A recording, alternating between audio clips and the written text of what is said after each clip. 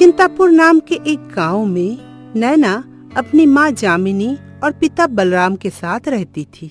जामिनी, मैं तुम्हें पाकर बहुत खुश हूँ। मैं बहुत खुशनसीब हूँ जो तुम जैसे पति और नैना जैसी बेटी मुझे मिली।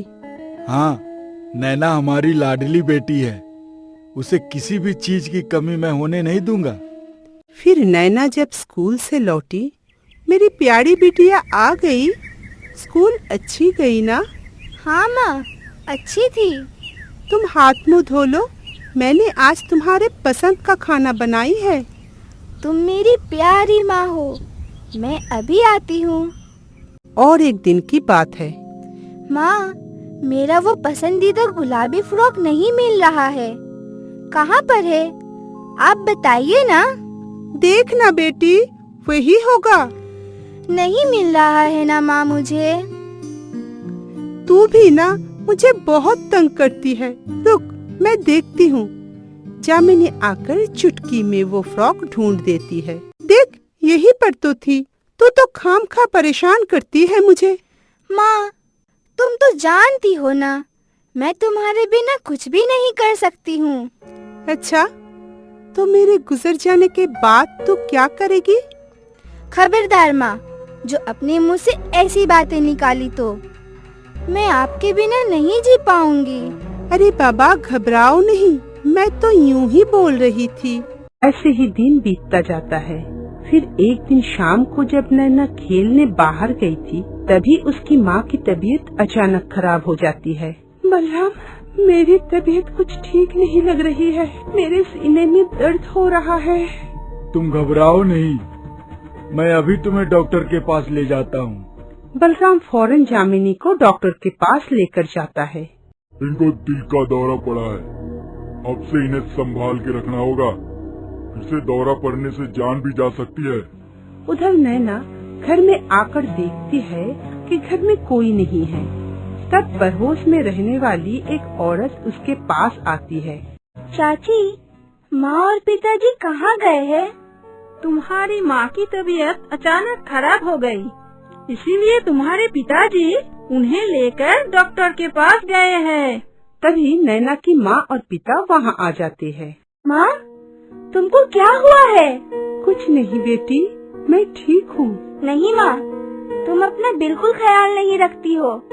आज से तुम कुछ नहीं करोगी, सारे काम मैं करूँगी। देखो बलराम, हमारी बेटी अब बड़ी हो गई है। हाँ, तुमने सही कहा। कुछ दिन तक नैना अपनी माँ की बहुत अच्छे से ख्याल रखती है। इतनी छोटी सी उम्र में नैना घर का सारा काम कर लिया करती थी।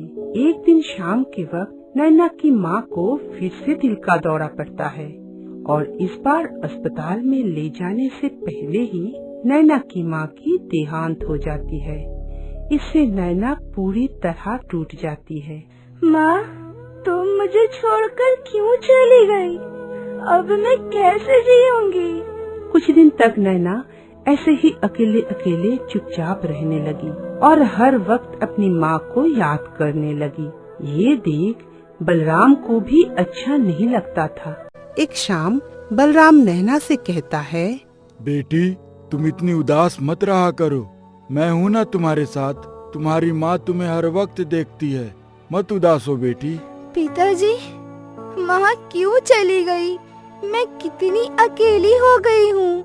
नैना की भलाई सोचकर कुछ दिनों के बाद बलराम गीता नाम की एक औरत से शादी करके उसे घर ले आता है। उसके साथ उसका एक बेटा भी था जो नैना से 3 साल का बड़ा था। नैना बिटिया, कहाँ हो? यहाँ हो। क्या हुआ पिताजी? कुछ काम है क्या? और ये आपके साथ कौन है? ये तुम्हारी नई माँ है। क्या? नई माँ? तो क्या ये भी मुझे मेरी माँ की तरह प्यार करेंगी? हाँ बेटी, मैं तुम्हें बहुत प्यार करूंगी। और ये तुम्हारा भाई है रोहित, जो तुम्हारे साथ हमेशा खेला करेगा। क्या सच में? मुझे बहुत खुशी हो रही है। अब मैं अकेली नहीं रहूंगी। नैना हमेशा गीता के साथ अच्छा बर्ताव करती थी, मगर गीता अपने बेटे को ज्यादा मानती थी। रोहित एक बदमाश किस्म का लड़का था और नैना को हमेशा परेशान करता रहता था।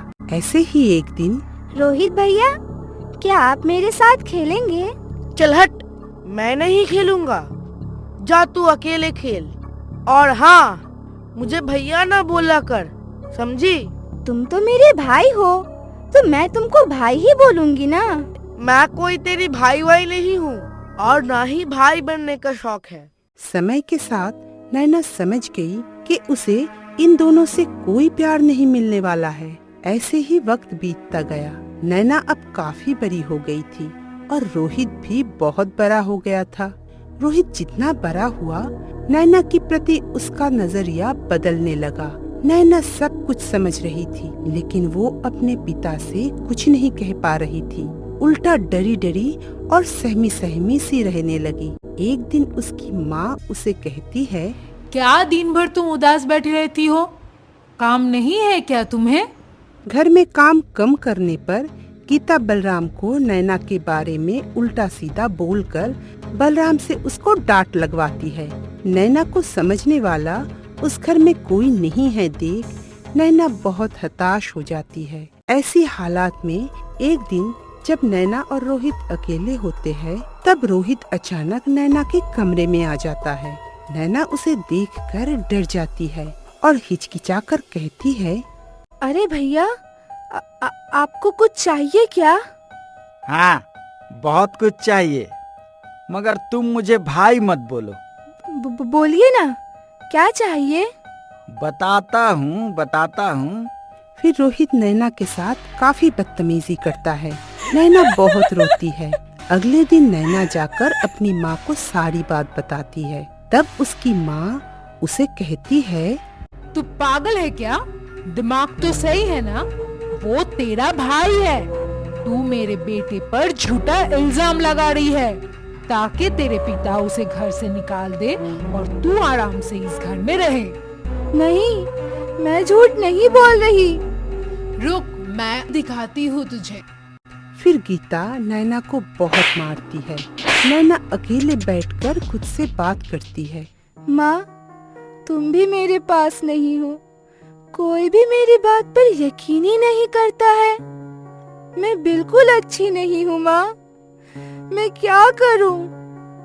इतना कहते कहते नैना रोने लगी और सो गई। अगले दिन फिर घर पर कोई नहीं था और रोहित फिर से नैना के साथ बदतमीजी करने लगा। जब नैना मोहल्ले वालों को बताने की बात कही, तब रोहित उसे बहुत मारती है।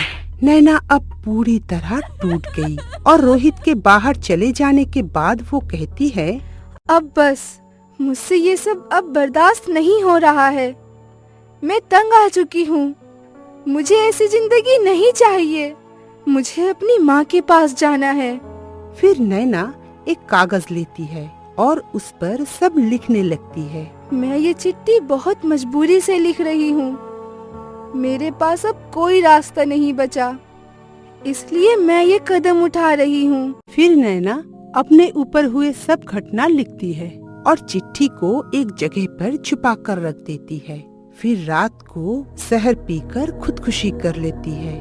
अगले दिन सुबह जब उसके पिता उसके कमरे में जाते हैं, तब नैना, क्या हुआ तुझे? वो जोरों से रो पड़ते हैं और उनकी आवाज सुनकर सब लोग वहाँ आ जाते हैं और कुछ लोग पुलिस को खबर करते हैं। फिर पुलिस आते हैं और कमरे की तलाशी लेने पर नैना की वो आखिरी चिट्ठी पुलिस को मिल जाती है। उसके फौरन बाद पुलिस वाले नैना के पिता, सौतेली माँ और भाई रोहित को अरेस्ट कर लेते हैं। अरे आप ये क्या कर रहे हैं? हम लोगों ने कुछ नहीं किया है। वो हम तहकीकात कर लेंगे। तहकीकात करने के बाद सब सच सामने आ जाता है और नैना के परिवार वालों को सजा के तौर पर जेल में डाल दिया जाता है।